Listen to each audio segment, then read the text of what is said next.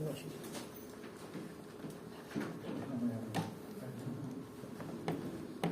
Se llama sistema electrónico. Ya, muchachos. Mi nombre es John Correa. Sistemas electrónicos. Soy ya mucho tiempo aquí.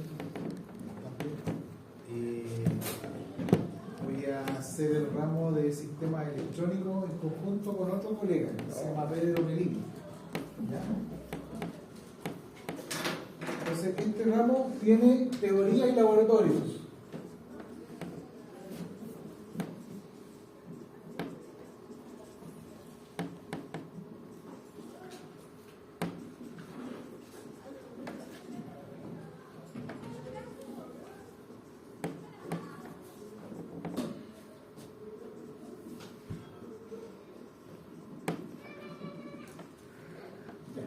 La teoría, entonces, dos partes.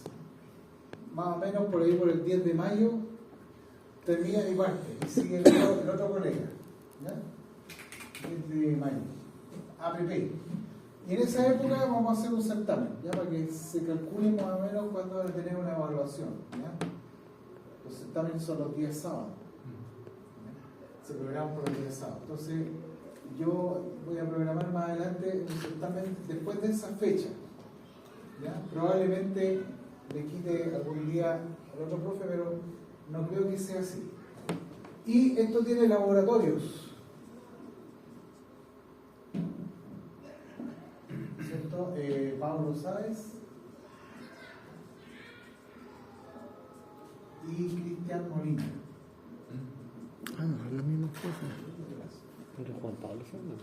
No, el profe Pablo Sáenz que tuvimos de la Pablo clase. Sáez y Cristian Molina. Entonces, Ay, somos sí, cuatro Cristian Molina, él.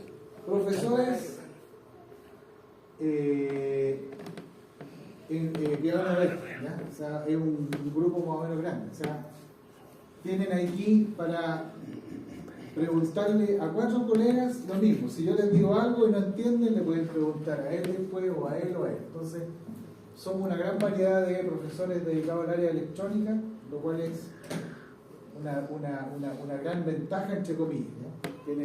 ¿No? Los cuatro no podemos estar tan equivocados.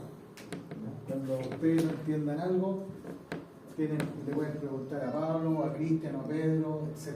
Entonces estos laboratorios están programados los días sábados.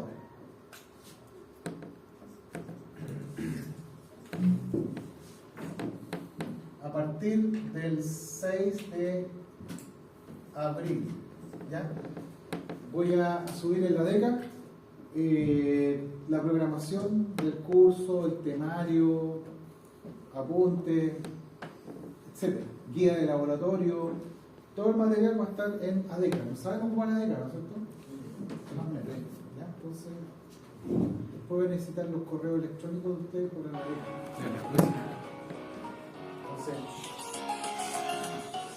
Entonces,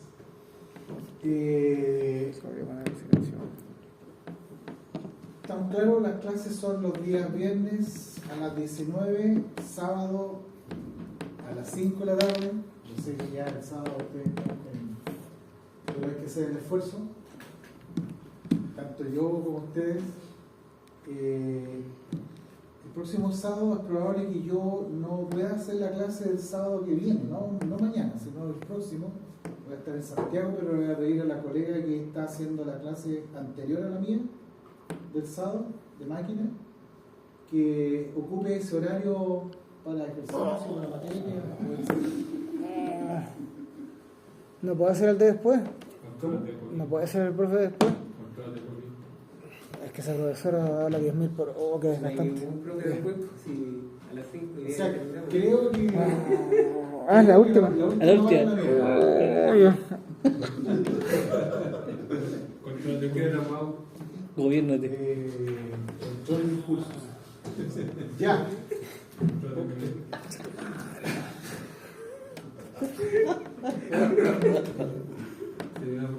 ¿Ah? Sería bueno. Ya, no sé. Ahí vamos a tratar de ver.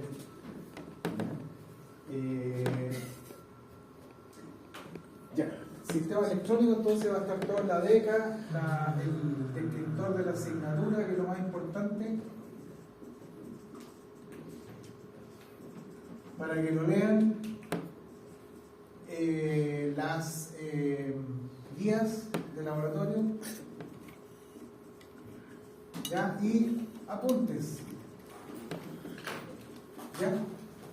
Yo uso la DECA. El profesor Pedro puede que use Moodle, no le he preguntado todavía, ojalá use la DECA, pero en realidad las dos son iguales, ¿no?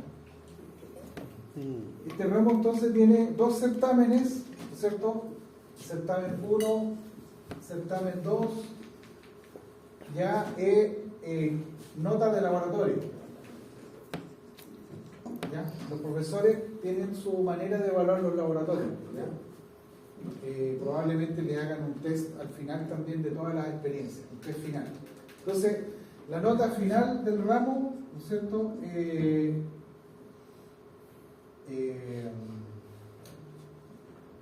40% C1 más 40% C2 más 20% nota en la. ¿Ya? Eso tiene que ser mayor que 4. Bueno. Eso tiene que ser mayor que 4. Esa es la idea, ¿ya? Yo a veces el certamen 1 lo puedo hacer una parte certamen, ¿no es cierto? Y otra parte tarea, pero eso todavía lo voy a manejar en el curso del semestre, ¿ya? Una prueba, digamos, puntual en un día X y una tarea que la pueden desarrollar, ¿no es cierto?, en más tiempo. También, el otro profesor también tiene su manera, puede que le aplique una prueba escrita y un trabajo, una tarea, en fin, ahí nos vamos a ir coordinando. ¿Ya? Ya. En electrónica, ahora vamos a ir al punto. ¿Ya? La electrónica básica, ¿no es cierto? Los tópicos que vamos a ver aquí del curso son diodos, ¿no es cierto? Y rectificación.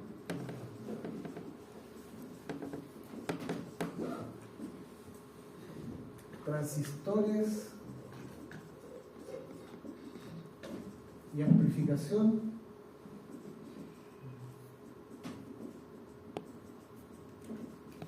Transistores y amplificación. Amplificadores operacionales.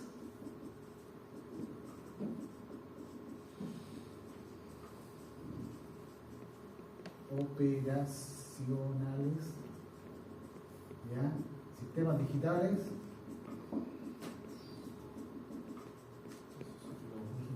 Y microcomputador. ¿Ya? O sea, básicamente un compendio de todo lo que es electrónica para que sepan de qué se trata. A mí me va a tocar esta parte. ¿Ya? Y el profesor Pedro también. Yo creo que voy a alcanzar a ver el inicio de los operacionales y al profe Pedro le va a tocar tomar los operacionales y después cambiar a digitales, sistemas digitales. ¿Ya? Entonces, eso es a grandes rasgos, ¿ya? El curso, a grandes rasgos. ¿No es cierto? La electrónica no es un misterio hoy en día para ustedes, yo creo que saben bastante de lo que es la tecnología electrónica, pero siempre vale la pena ir al fundamento de las cosas en electrónica. ¿Ya? ¿Y cuál es el fundamento de la electrónica? A ver si alguien me puede... así como un biólogo, a uno le pregunta a un biólogo qué es la unidad fundamental de un ser vivo, ¿qué le responde el biólogo? Célula. La célula.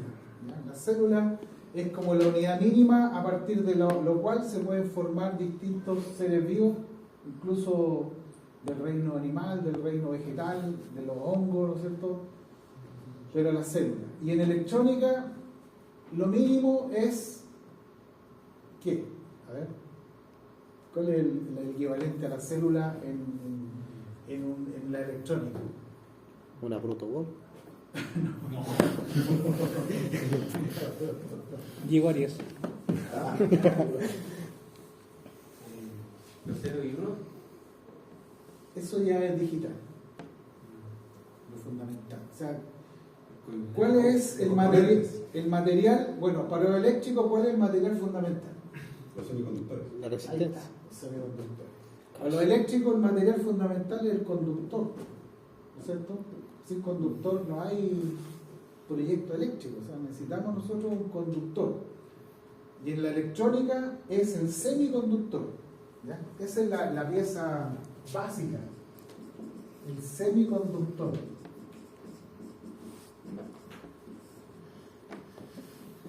¿Ya? Así como lo eléctrico,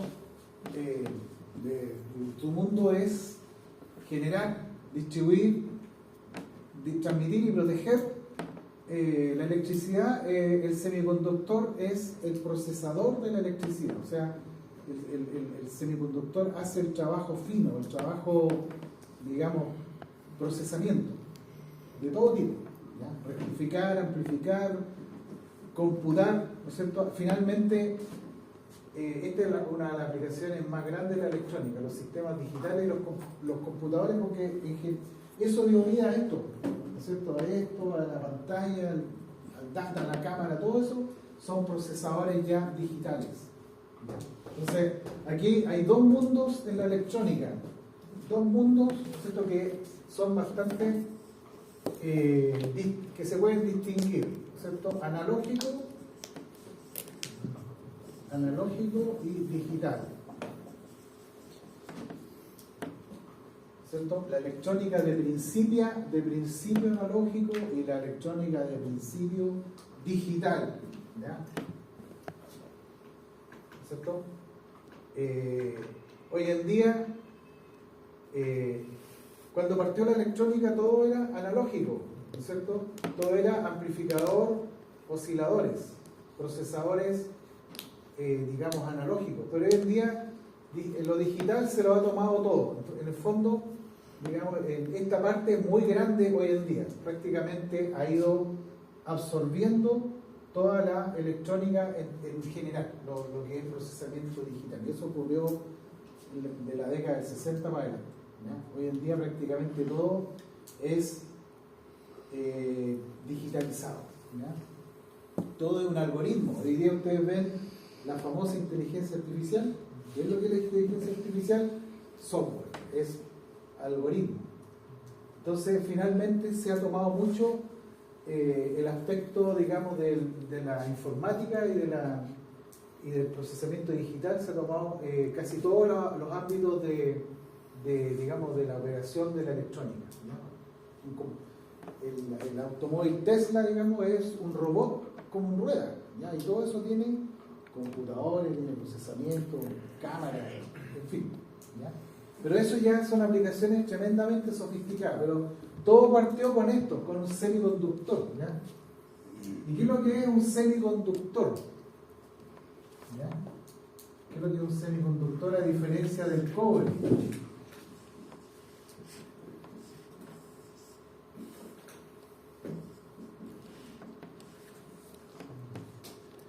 El cobre es, bueno, ustedes lo conocen, el cobre tiene electrones libres, muchos. ¿Qué son los electrones libres? Bueno, yo voy a partir de atrás para adelante. Antes yo partía con la teoría del semiconductor, que es muy bonita, es muy profunda, pero es muy larga de explicar. Entonces primero voy a ir a la parte de aplicaciones y al final vamos a ver cómo es la teoría del semiconductor. Vamos a ir primero a la parte de ingeniería, después vamos a la física. Pero el cobre, ustedes lo pueden imaginar como es un material que tiene muchos portadores que son electrones, ¿ya? Que andan ahí dando vueltas, ¿no es cierto? No tienen una preferencia por algún átomo, sino que andan vagando. Se mueven por la temperatura los mueve y los mueve en forma caótica, por tanto ninguno aporta corriente, ¿no es cierto? La corriente de cada uno de ellos, si están todos al azar, la corriente neta, ¿no es cierto? Si yo coloco aquí una resistencia, algo, no hay corriente, no tiene una dirección la corriente, ¿cierto? Ahora, ¿qué pasa si yo le conecto una batería a esto? ¿Qué pasa cuando le conecto una batería? Los electrones se uniforman, ¿no es cierto? Y por el campo eléctrico, ¿no es cierto? Por la fuerza eléctrica, todos se alinean y empiezan a marchar uniformemente por el material, ¿no es cierto? Sienten esa fuerza eléctrica y se empiezan a mover, ¿ya? Y cierran el circuito, ¿ya? Y cierran el circuito, o sea, salen por aquí los electrones y para allá, ¿ya? Y vuelven aquí. Como esto es una batería química, supongamos que una batería química es una reacción química que está empujando los electrones y que está recibiendo aquí el material para transformarse en un óxido. Se oxida, ¿no es cierto? Cuando recibe el electrón se oxida, ¿ya? Por lo tanto, la batería va perdiendo su propiedad de carga, finalmente no tiene fuerza para empujar los electrones, pero básicamente aquí se produce una corriente de electrones, ¿no es cierto? Esto es un metal, ¿ya? Corriente de electrones. De electrones. Ya, estamos claros con eso. Y aquí voy a tener una corriente eléctrica medible. ¿Perfecto? Pero ¿qué pasa aquí? El silicio. ¿Ya? El silicio, ¿dónde creen que está el silicio ustedes? ¿Es un material escaso? No. Es abundante. ¿Ya? El silicio es un material, un elemento químico abundante. El germanio relativamente, pero el silicio uno lo encuentra ¿En los diodos, no? o sea, como materia prima uno lo encuentra en la playa. La arena que ustedes ven, la arena más clara, esos granitos como cuarzo, como transparente blanco, eso es silicio en estado cristalino pero oxidado, mezclado con oxígeno. ¿Ya? Por lo tanto no está digamos en su estado elemental, sino que está unido a la molécula de oxígeno y quizás con otros materiales, por eso no está puro. ¿Ya? Entonces ese silicio, la materia prima, es muy abundante. El problema es que para purificar el silicio hay que vaporizarlo, y para vaporizar una roca de silicio se necesitan 1700, 1800 grados de temperatura, o sea, se requiere un proceso súper energético para poder calentar y vaporizar el silicio. Y una vez que está vaporizado, se deja que se decante, se vuelva nuevamente sólido y forma una estructura de silicio puro. Entonces ese silicio puro se llama silicio intrínseco. Ya. Entonces imaginan ustedes las fábricas para hacer silicio, son fábricas tremendamente caras, no se van a instalar en cualquier país, ¿no? Estuvimos a punto nosotros de tener una fábrica de silicio, pero digamos la Intel no llegó a Chile por problemas, digamos, el gobierno no hizo la pega bien en esa época, ¿no? O sea, estuvieron interesados en Chile para instalar una fábrica de semiconductores, pero aquí, como entre comillas, como que no nos pescaron mucho, ¿no? No se dieron cuenta del potencial que había o estaban exigiendo muchas exenciones de pago de energía, qué sé yo, de pago de insumos y cosas así. Se fueron a Costa Rica. Por eso de repente uno tiene procesadores que dicen Intel Costa Rica. ¿Se han dado cuenta, no? Sí. Costa Rica tiene semiconductores, por lo tanto la industria electrónica de Costa Rica es como el cobre de Chile, o sea, una industria grande, genera un PIB importante en Costa Rica, ¿ya? Así que nosotros perdimos ahí la oportunidad. Eso fue el año 93, 94, después no llegaron nunca más. Pero bueno, silicio puro. ¿Qué pasa con el silicio puro? O el germanio, ¿no es cierto? Tiene muy pocos portadores. tiene poquitos, ¿ya? Tiene pocos. O sea, si yo le conecto una batería,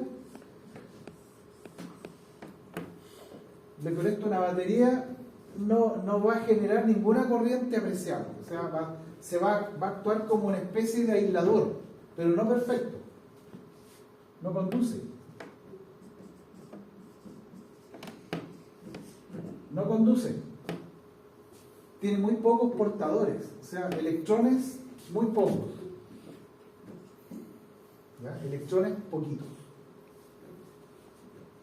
O sea, no conduce, por lo tanto, no es un conductor. No es conductor. Tampoco es buen aislante, ¿ya? Porque si yo le aplico una tensión grande aquí, una tensión, digamos, de, no sé, 10.000 volts. Si le aplico una tensión de 10.000 volts, claro, voy a generar una corriente de fuga, ¿no es cierto? Tampoco puedo hacer un aislante con esto porque hay aislantes mejores, ¿no es cierto? Como la cerámica, otros materiales aislantes son mejores que el silicio para poder impedir corrientes de fuga, ¿ya? Por tanto, el silicio tampoco es aislante. No es aislante. Tiene fugas, ¿no es cierto?, de carga. Por tanto, por eso se dice que es un semiconductor, porque no es ni lo uno ni lo otro. No conduce ni aislante. ¿Cierto? No conduce y tampoco es aislante.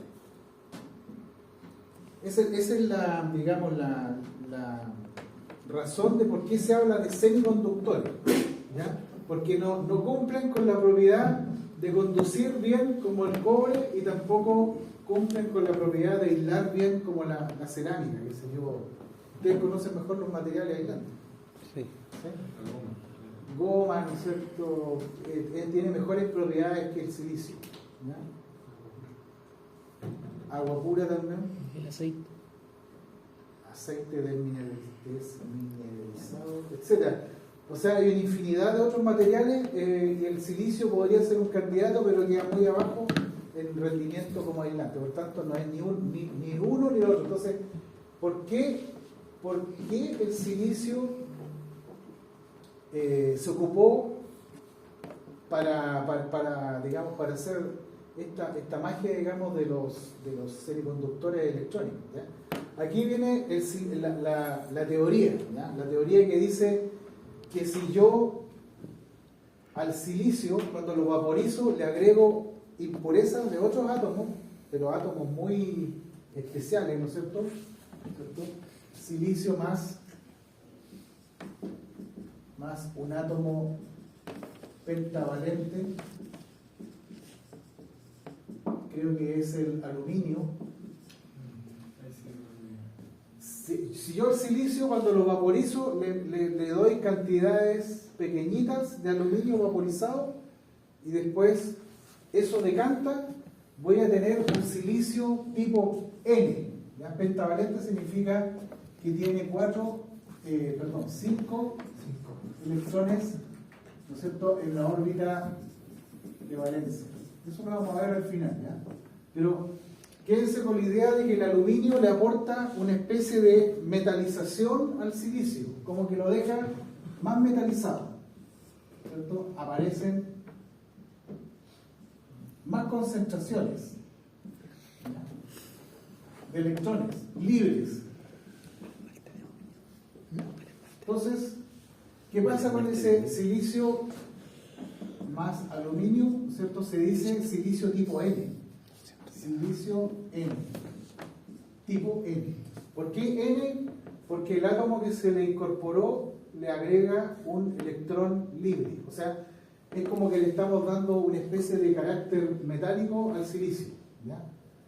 Tampoco se puede lograr tanta eficiencia como el cobre, pero sí se llega a un nivel aceptable. O sea, uno puede colocar aquí una batería y va a lograr una corriente alta, ¿ya? Se va a notar de que el silicio está conduciendo, ¿ya? ¿Qué sé yo? un átomo de aluminio, estas son cosas ya fantásticas, ¿cierto? Un átomo de aluminio por cada 10⁻⁷ átomos de silicio. O sea, la dosificación es prácticamente mínima, ¿ya? O sea, son procesos sumamente controlados, ¿ya? ¿Estamos claros? Entonces, yo podría fabricar un conductor de silicio, pero el silicio es quebradizo, el silicio no se puede hacer un cable con él, como el cobre, no se puede enrollar, ¿no es cierto? Y también si el silicio uno lo alarga, qué sé yo, 50 metros, va a tener también resistividad y va a ser más pobre la conductividad que el cobre. O sea, definitivamente el silicio, aunque esté muy dopado, ¿no es cierto? Esto se llama doping o dopado. Doping. Los jugadores con doping, ¿ya? Dopado. Doping, ¿sí? Entonces, la finalidad de unir el silicio con los átomos de aluminio es para que haya más portadores, más electrones. Más electrones libres. libres. Aumenta la cantidad de electrones libres. O sea, aumenta su conductividad. Entonces. Sí, aumenta la concentración de electrones libres. O sea, mientras más electrones libres, la conductividad aumenta o la resistividad baja, ¿ya? Como quieran llamarlo. O sea, conductividad aumenta. Conductividad eléctrica sube la conductividad, ¿ya? Aquí viene lo simpático, cuando le generamos un átomo trivalente, silicio más átomo trivalente. Esto es un poquito de química, ¿eh? Átomo trivalente, ya no me acuerdo cuál es el átomo trivalente, parece que es el boro, ¿ya? Boro. Boro. Este tiene solamente 3 electrones libres. 3 electrones libres. O sea, perdón, 3 electrones órbita de valencia. Sí, el boro, el galio y el indio. Ya, es trivalente. Boro, galio, indio. Sí. Y estos, los pentavalentes, aluminio, arsénico,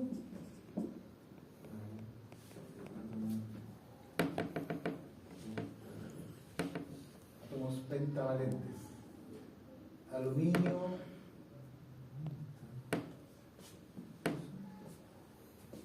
¿Profesor? ¿sí? No, fuera de eso, ¿el grafeno también es semiconductor o no? El grafeno, sí, se utiliza como base de semiconductor y también tiene propiedades que rivalizan con el silicio. O sea, el silicio en general fue el primer elemento que se descubrió, pero hoy en día hay otros más, como el grafeno, como compuestos de carbono, ¿ya?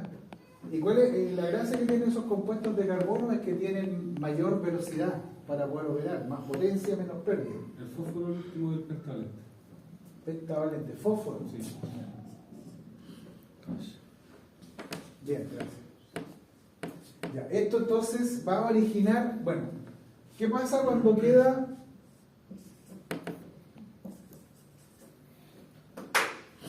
Vamos a colocarle un poco. ¿Qué pasa cuando queda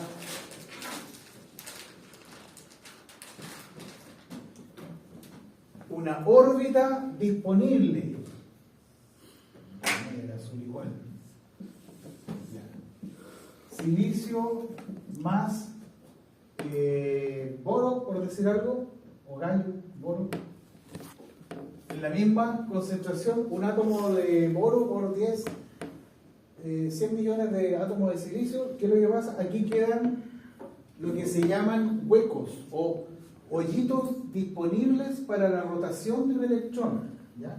Quedan una clase de, digamos, de portador de electricidad positivo. Se me acabó el rojo, pero queda esto.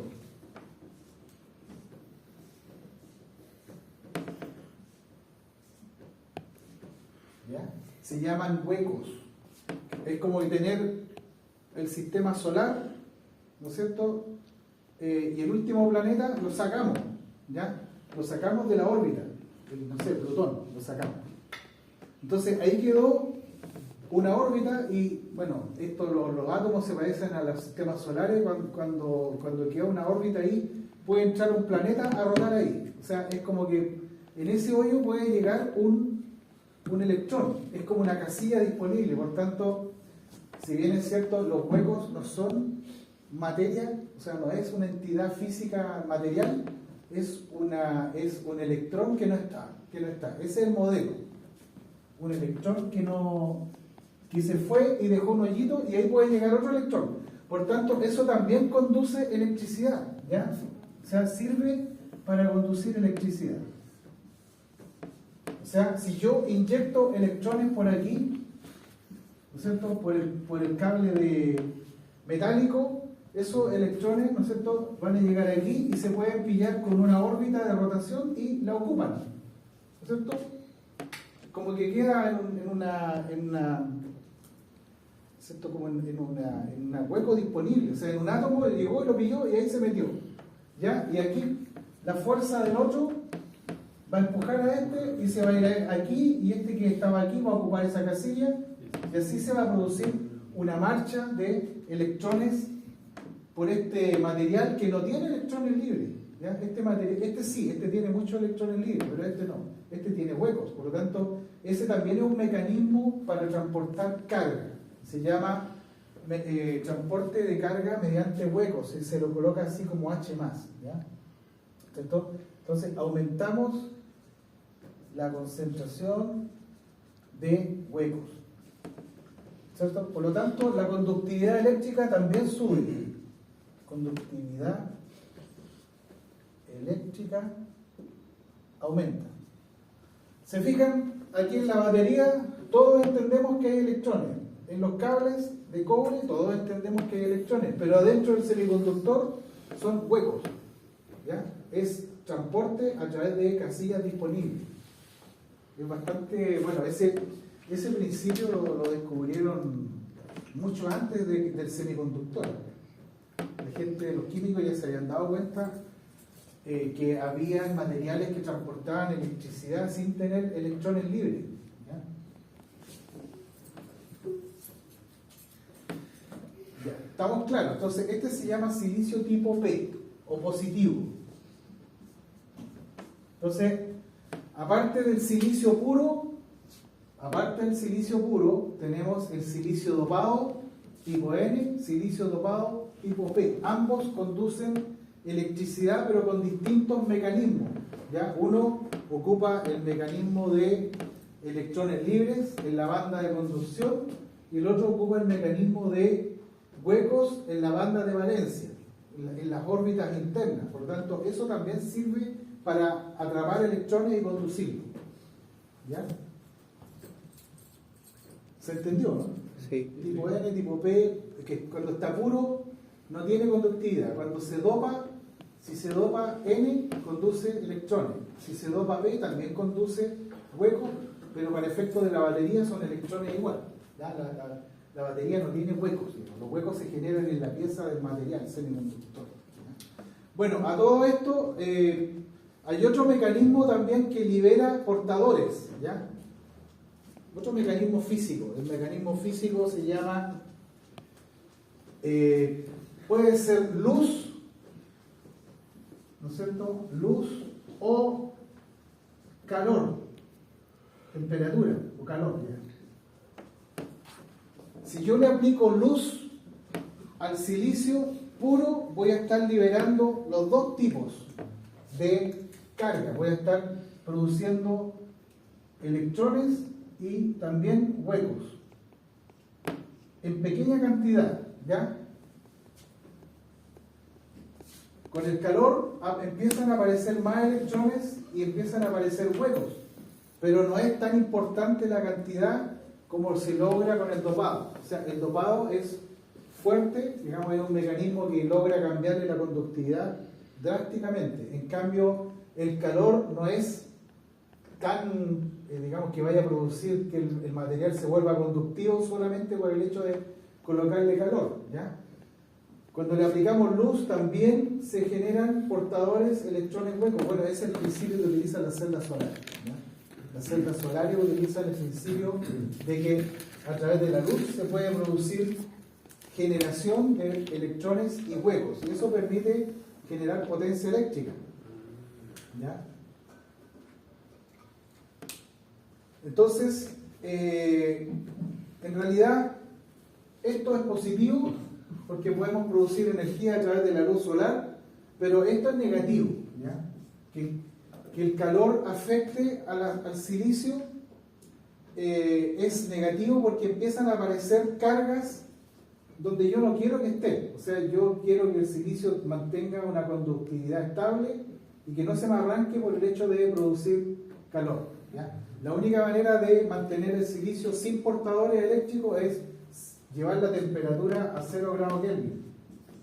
¿Ya? ¿Sabes lo que es 0 grados Kelvin o no? Es cero absoluto. Cero absoluto, es como que si yo me fuera afuera del sistema solar, ¿no es cierto? Que si más allá de Plutón, muerto de frío, a donde llega un pequeño rayito de sol, todavía no es 0 grados Kelvin, puede que sea 0,1 grado Kelvin.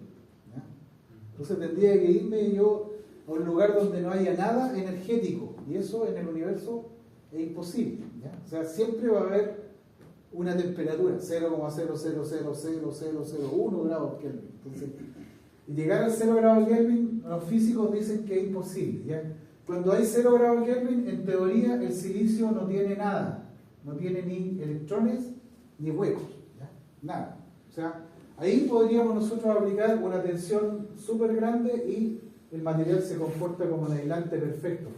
Pero como estamos a cuánto aquí, a 20 grados Celsius, que son como 290 grados Kelvin, 290 grados Kelvin, a esa temperatura hay portadores, ¿ya? No tantos, pero sí electrones y huecos, ¿ya?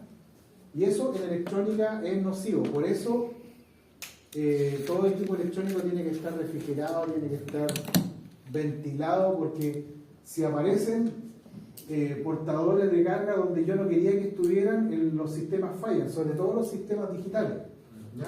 Sistemas digitales son tremendamente sensibles a la temperatura, por eso no pueden operar a 100 grados, ¿ya? No pueden operar. Ya de los 60 grados por arriba empiezan los problemas, que se queda pegado a un computador, que se chipea algo, ¿no es cierto? En fin, la temperatura es el enemigo de la electrónica, ¿no es cierto? El enemigo, porque se pone imprecisa, se desvía, cambian los puntos de operación, y en los sistemas digitales el microprocesador entra en falla, ¿no es cierto? Se queda pegado o hace una operación numérica, un cálculo distinto a lo que tiene que hacer y queda bloqueado, ¿ya? Por lo tanto, la temperatura hay que verlo como un enemigo para la electrónica.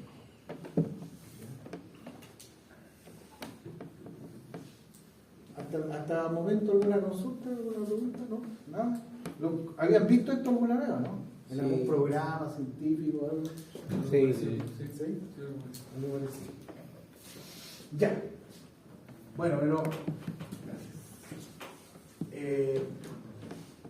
así como está, todavía no tiene una aplicación tan evidente, ¿ya? No tiene una aplicación tan directa, ¿ya?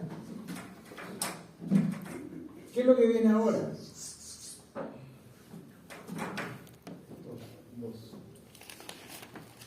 Bueno, más lo que se ve, ¿no?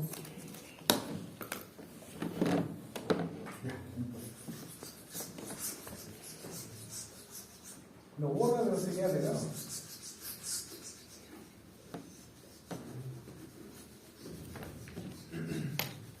Aquí viene lo realmente útil.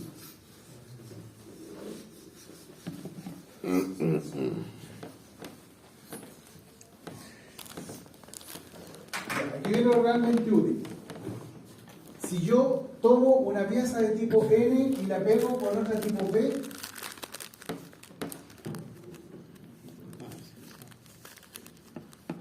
¿ya? tengo silicio P y tengo silicio N y los pego, voy a formar lo que se llama una juntura PN, ¿ya? Y esa juntura PN es un yodo. ¿Ya? ¿Sí? Tengo una juntura de yodo, que es un aparato tremendamente útil para la electricidad. Si yo coloco 3 piezas, ¿cierto? Una del tipo N, otra del tipo P y otra del tipo N, ¿qué creen que ustedes que voy a formar? Un transistor, justamente, un transistor de JT.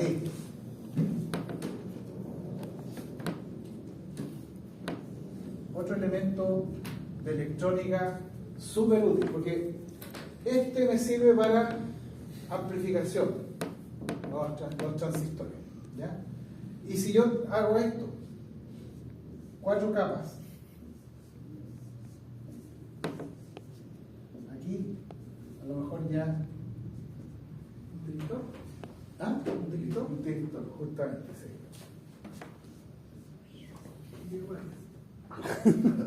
¿Ah? ¿Se fijan? Tenemos 3 dispositivos dentro de muchos otros dispositivos que hay que se van formando con bloques o piezas PNNP, ¿ya? O sea, son como, así como la célula tiene el ADN, y el ADN son moléculas, que son como 4 o 5 moléculas, ya no recuerdo, citosina, guanina, adenina, GTA, ¿no es cierto? ATG, son como 4 letras que tiene el alfabeto biológico, y eso permite hacer ADN de distintos tipos, y el ADN genera seres vivos de distintas características. Entonces, esto equivale como a los bloques mínimos del ADN. O sea, si uno lo mira así en chiquitito, siempre se pilla con N, P y N, ¿ya? Y lo más simpático es que con esto más una resistencia, yo puedo hacer una compuerta lógica. Una NAND. Podría ser. Listo.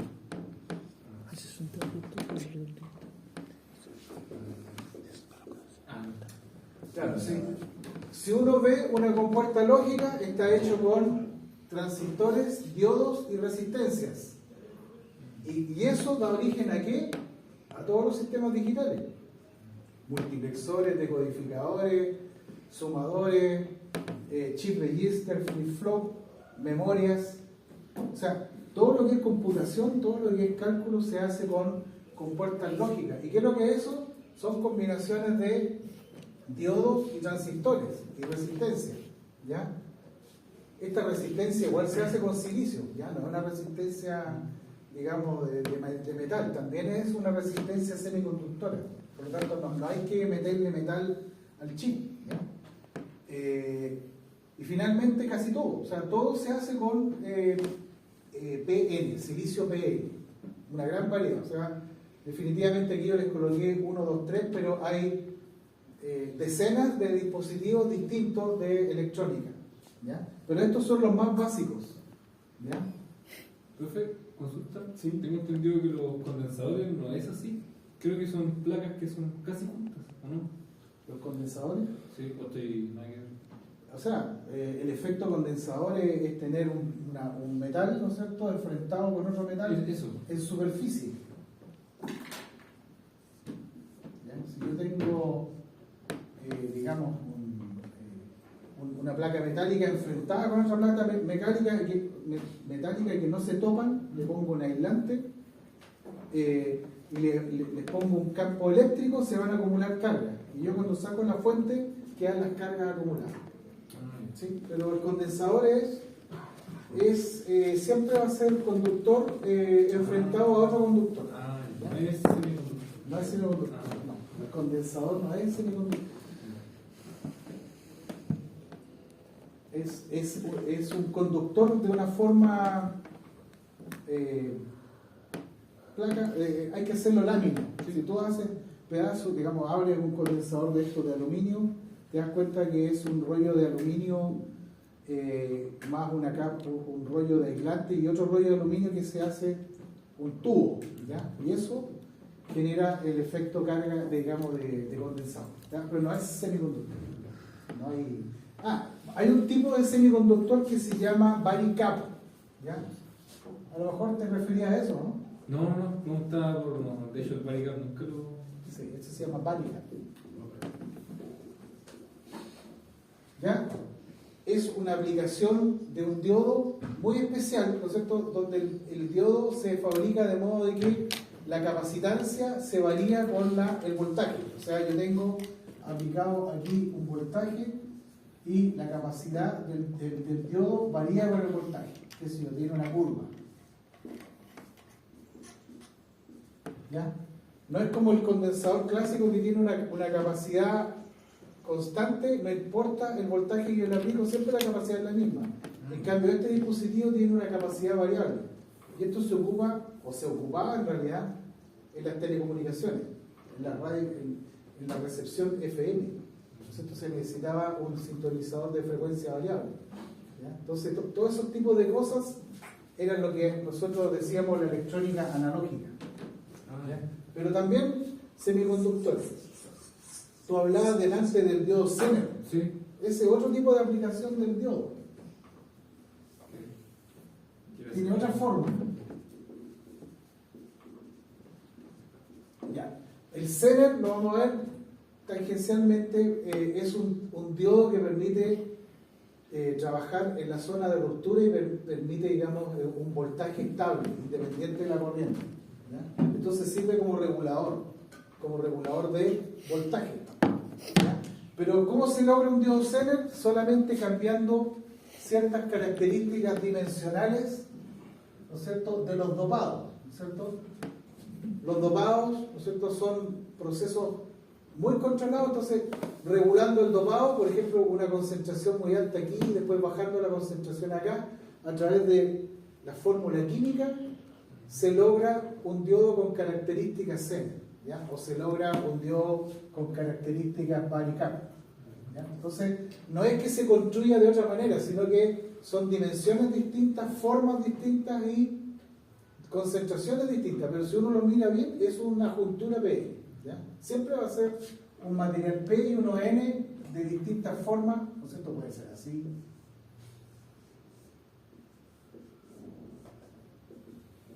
¿Ya?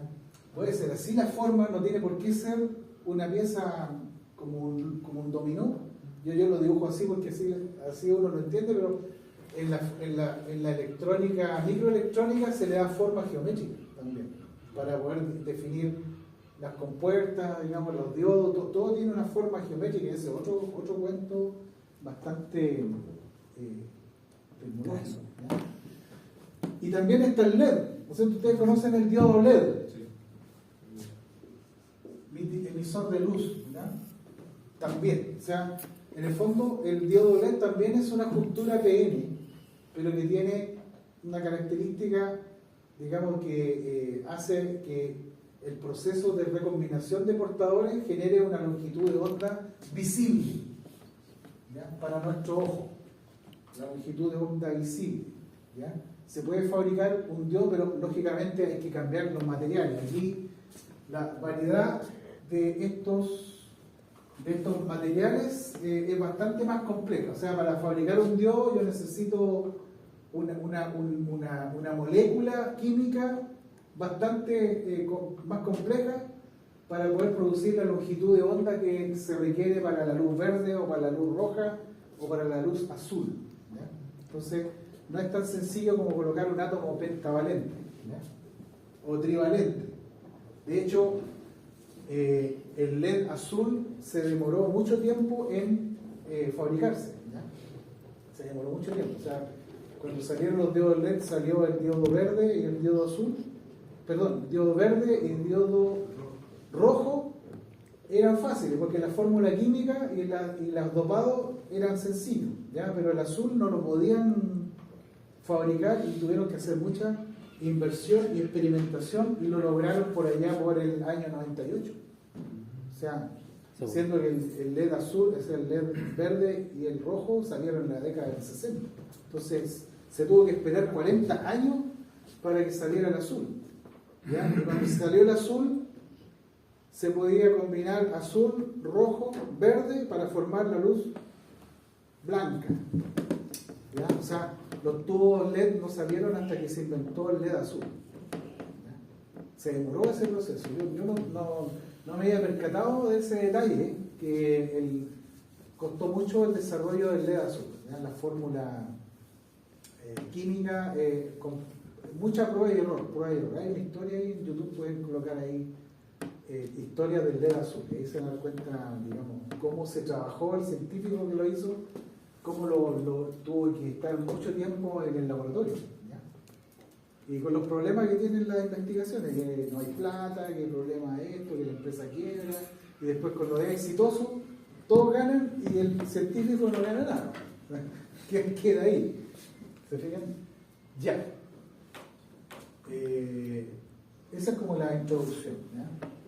Varistores, ¿ya? ¿Sí? ¿La una cosa? ¿Sí? ¿Y el varistor también entra dentro del mismo configuración o no? Sí, el varistor es el varistor es un protector de sobrevoltaje, ¿ya? Y se compone de dos Zener en antiparalelo,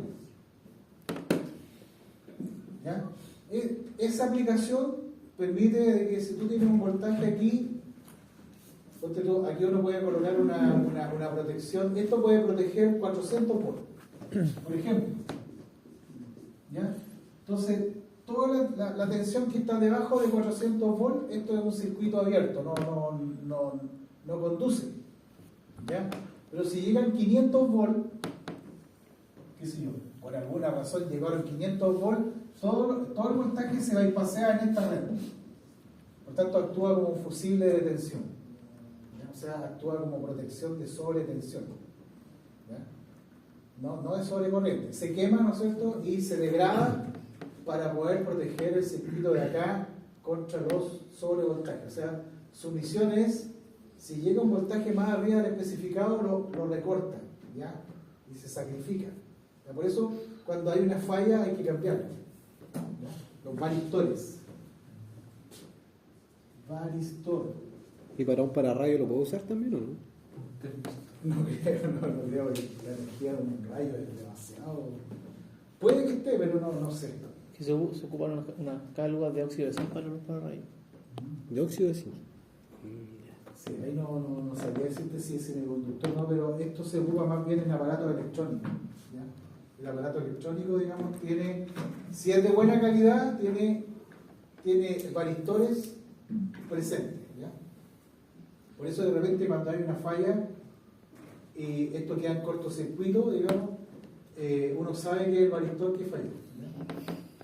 Así que también es una aplicación de un diodo Zener para proteger.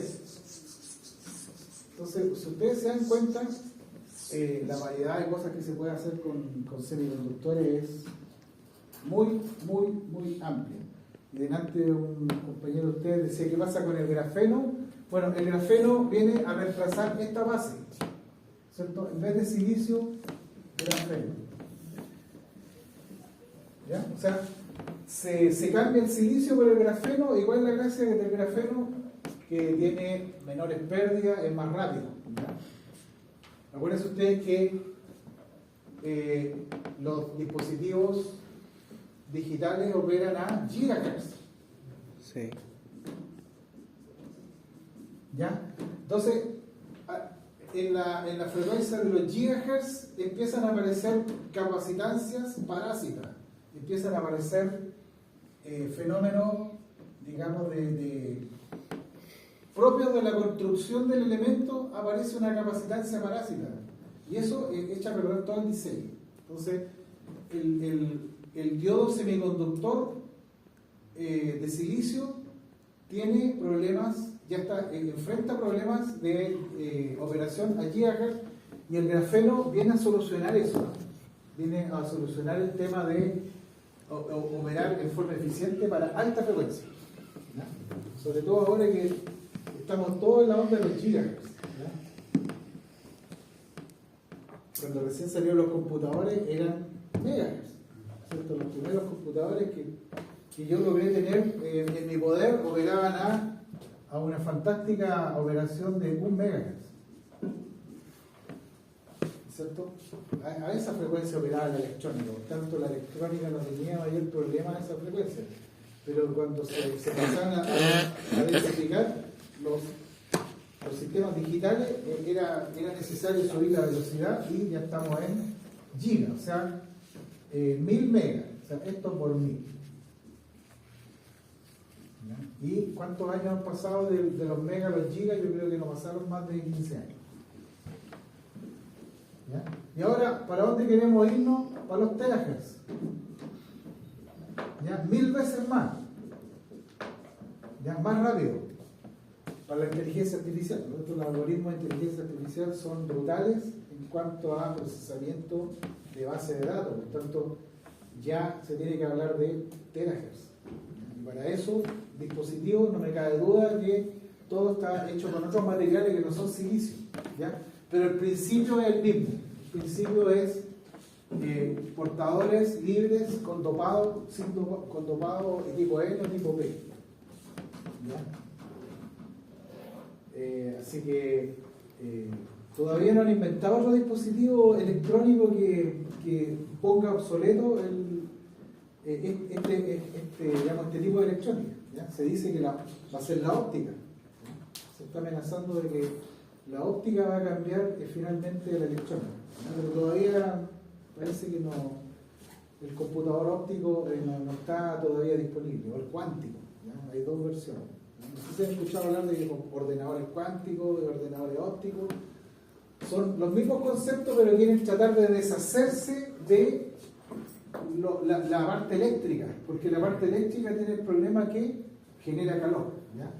Y a su vez el calor hace que operen mal. Entonces es como un círculo cerrado, ¿ya?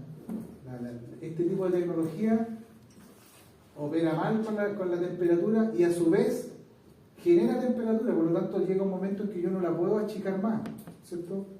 Si yo la estoy achicando, quiere decir que estoy concentrando toda la densidad de pérdida en una caluga cada vez más chica, y si la sigo achicando, se calienta más, o sea, tiene más temperatura, y si la sigo achicando, llegan un momento los fabricantes que ya no pueden achicar más por el tema de densidad de temperatura. O sea, si queremos llevarlo al mínimo, ¿cómo sacamos la temperatura de ahí? O sea, se genera mucho calor. Ya, eso. ¿Cómo estamos de ahora? Óptimo, me había sobrepasado. Entretenido. Ya. Mañana vamos a ir a la parte ya práctica. A ver cómo rectifica. ¿Cómo hace la pega de rectificación? Alguien que no haya puesto en la lista, ¿no?